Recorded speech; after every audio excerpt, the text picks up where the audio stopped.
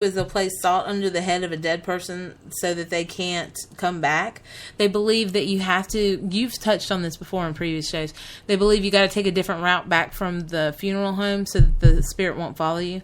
They also believe that you put little trinkets in their coffin so that they get mesmerized by that instead of coming back at you.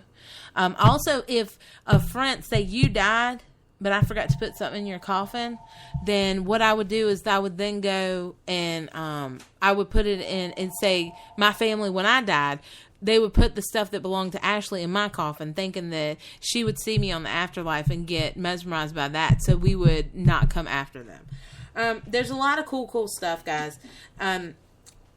This also touched on there are certain days that women do not clean. There's no housework, or men or whatever. I'm in it. No housework is done on January 6th, which is the day after when that lady brings all the gifts and stuff like that. So I thought that was really cool because they believe that, of course, she shouldn't have been cleaning if she was looking for Jesus or whatever. A lot of people over here in the U.S. think that Friday the 13th is unlucky. Over in Italy, Friday the 17th is actually unlucky. So I thought this was really cool. One of them was that something about, I don't know about y'all, but when we go out, my mom would always say, you're going to catch if our head was wet, oh shit, man.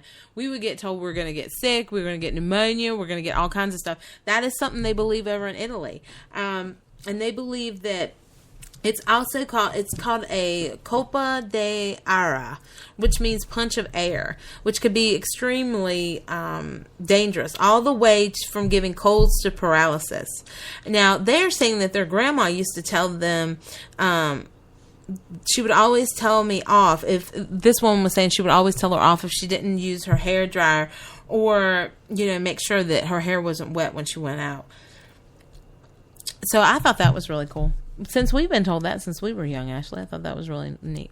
But anyway, that's just some stuff, some superstition. They do have a lot, which is kind of cool. I think that, you were talking about the red, wearing the red undergarments gives you good luck. Also, eating lentils at midnight is good luck. You know what that is, people? Beans. You know why it's good luck? You're going to fart all night long, keep your bed warm. Because then you can get your bed warm, like you were saying. Then you can run your other person out of your bed and you got the whole damn bed for yourself. How much good luck do you want? Yeah. And then it's fun for you. I know. I thought that was pretty cool, man. But anyway, the reason why... Oh, I got it for you on here. I forgot to tell you about this part real quick. The reason why birds are considered unlucky is because in the Bible, Peter denounced Jesus 3 times before the bird crowed. So, anyway, that's the superstitions with Ashley and the Misty on the Paranormal Party. I'm going to be talking like this all night. Yeah, I'm excited. All right, Ashley.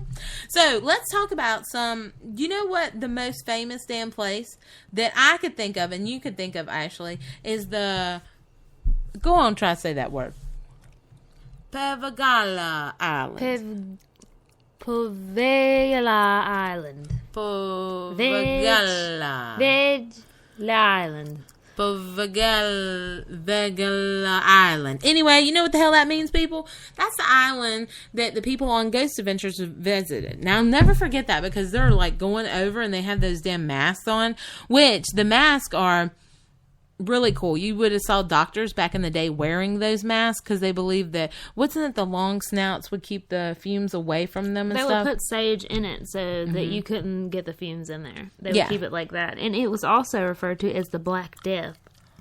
Why was it referred to as the Black Death? Legends relate that during the Black Death, this island was used... Oh, no, the island. I was talking about the mask. Oh, no. No. Anyway, they would do it. Didn't they blend in with the spirits? One of the things is they wanted to blend in. But they stuffed them big damn noses with smells so they, couldn't smell what was going on around them. But yeah, this is, the history on this damn place is crazy. First, it's a little island off of, Italy. It's right beside, I think, Vienna and stuff like that. For centuries, this has been the refuge, stronghold, place of exile and dumping ground for the deceased, dying, and diseased. In 421, This island welcomed its first inhabitants, men, women, and children who fled the barbaric invaders. Now, this was really cool, by the way. They stayed on this island because people really couldn't come. It's so small, they can defend themselves really well. But then they kind of died out because they were happy for a long time. But then there was nobody coming to the island. So then they kind of just died out. So it was abandoned.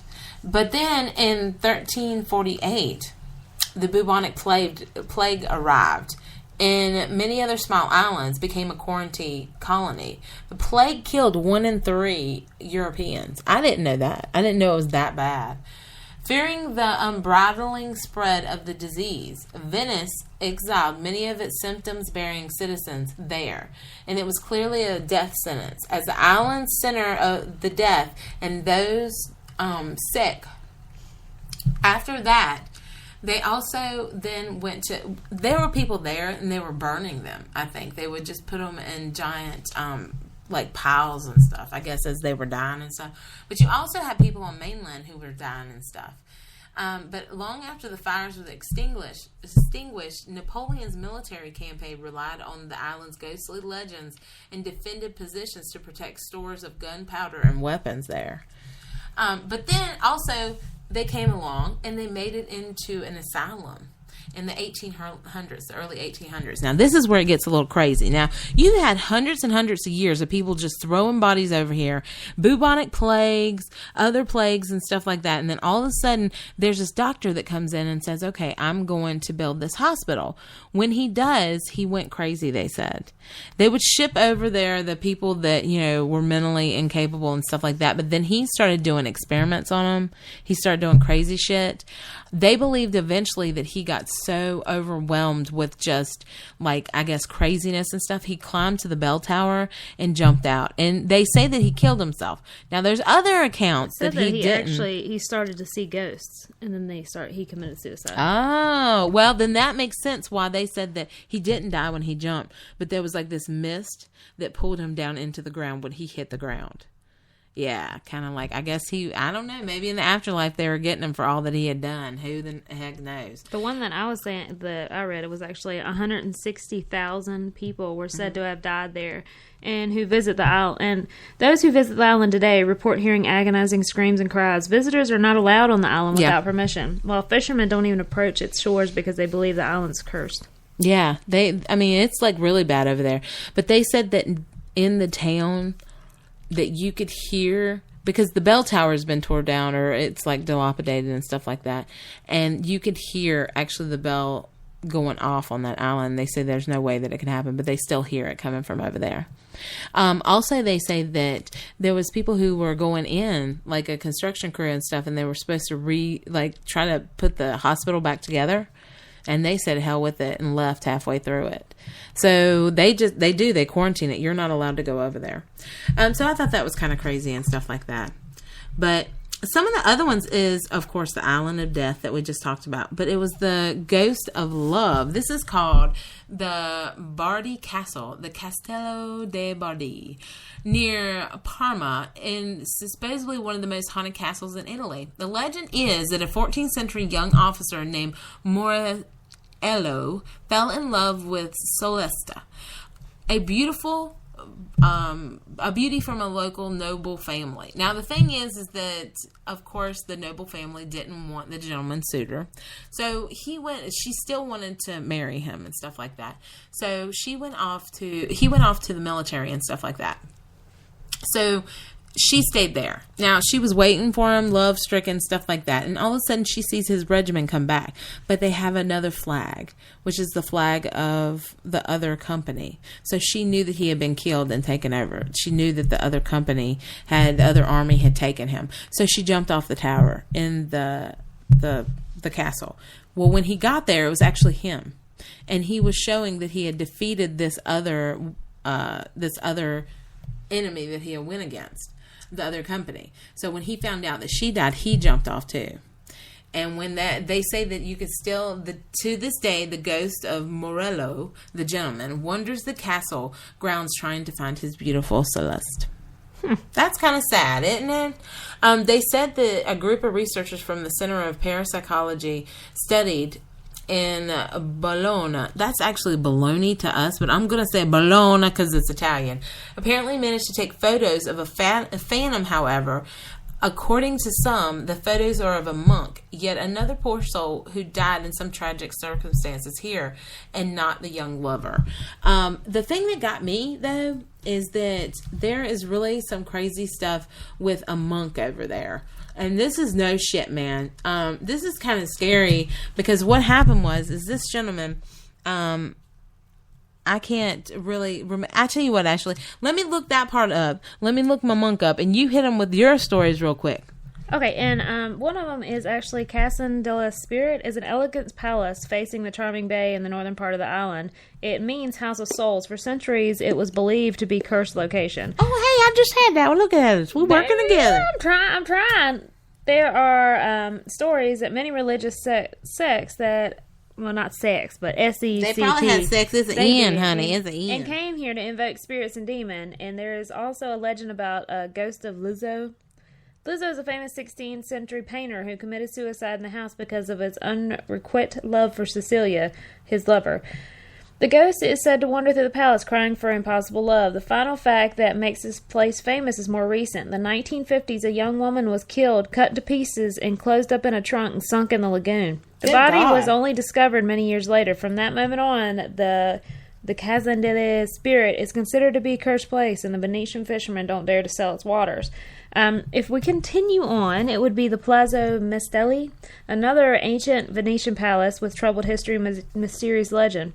It was an old story, and 3 very rich merchants named Roba, Anthony, and Sandy around 1100 AD tried to sell a poor quality fabric to a Venetian lady for a high price. After she discovered the fraud, she cursed the money she gave them, and when the 3 criminals touched it, they were transformed into stone statues, and you can look at them today in the square right behind the palace. The third would be the most famous haunted house in the world, and it is at Cara d'Argo. In the ancient and fascinating palace, the Grand Canal has a terrifying story to tell. Local people call it the House of No Return because it's believed to eventually kill or ruin all of its owners. Wow. As well as anyone that has anything to do with it. The murder chain starts back in 15th century when a daughter of the first owner, Giovanni Darro, committed suicide in the house after her husband went bankrupt and their son was killed in a fight. After these first 3 events, more than 12 of the palace's owners died in mysterious circumstances, including famous people such as Christopher Lambert, manager of The Who committed suicide, Nicolette Ferrari, who died in a car accident, Industrialist Raul Gardini, who killed himself under suspicious circumstances, and 5 other owners went bankrupt, and 3 of them had severe accidents. And it's actually up for sale. Oh, wow. Jump on that, people. Hey. Okay, so I found my monk story, people. This is called the Devil Monks Monastery. Apparently, there was a desperate wanderer who stopped by the entrance of the monastery asking for help. He received food and shelter and decided to repay his such generosity by working for the monks. He lived in the monastery for such a long time that he decided to become a monk. Shortly after he made his vow, he met a woman and fell in love with her. Ain't that the way it always is? That woman done tempted him. Ass. Always get you. Ass will bring you down. Yeah, and hopefully you can go down on her too. Yeah. The monks deemed her a witch and tortured her to make her confess. During the torture, the woman cried, causing the former wanderer to lose his mind. This is messed up, dude. Really, it is. They tortured her. I didn't think monks did that shit, but after you learn about druid monks and shit like that, I don't put no shit past that. It was actually a really religious person that came out with the first witch hunting guide. Oh, yeah. Oh, yeah, I forgot about that. Okay. Shortly after the man changed, he looked menacing and scared all those around him. Monks started disappearing from the monastery. Then people from the nearby village shared the same fate. Everyone knew that this man was behind these murders. One day, a lost couple that had no shelter and nowhere to go stopped by the entrance of the monastery asking for help. They said that the demonic monk was the one to welcome them. The day after, a carriage came to the nearest town. The woman was nowhere to be found, while the man in the carriage had his skull broken. After the fact, the local king sent troops to the monastery. The former wanderer, now demonic monk, was hung. Some still say he inhabits the monastery. That is crazy. So he snapped, man, after hearing them torture her and just start killing people. That's another thing. If you were told that you were a witch, would you just admit it